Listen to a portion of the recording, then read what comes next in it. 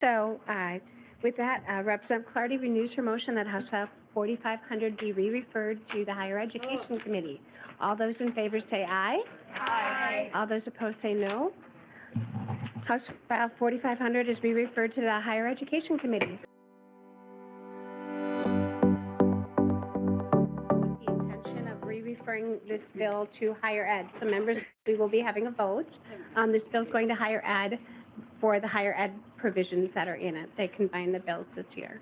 As a teacher for 28 years, I can assure you this bill has a special importance to me, not only being a teacher of color, but having a daughter that entered the school system, and for me it was a clear need. So it's not just the BIPOC community that benefits from having teachers of color, but it's like all the community. So that's why I'm here to support and author this bill. This bill is not brand new. It is a new version. So this is the 8th legislative session that it's been presented in, and it's been authored by the Republican Party and the Democratic Party. So the two main purposes of this bill is closing the opportunity gaps as far as recruiting and preparing teachers and employing them and retaining them in the system, and also increasing investments in 3 impactful programs.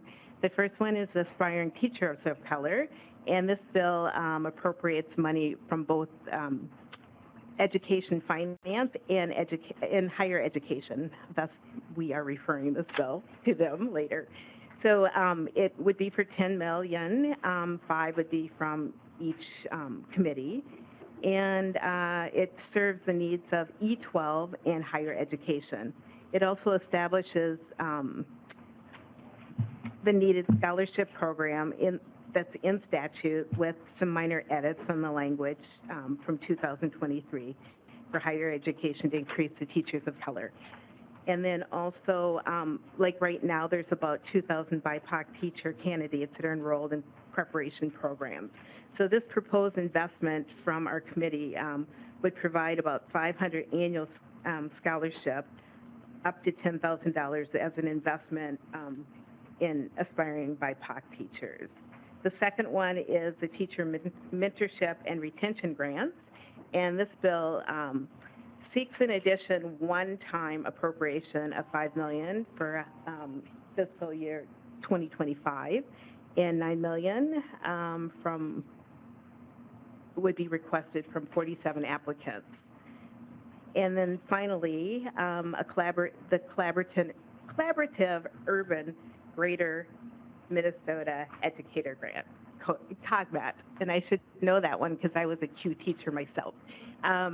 So this bill seeks an additional one-time appropriation of $1 million for fiscal year 25. With that, members, just a reminder, we're going to be voting on this bill to move it to higher ed so they can take a look at it.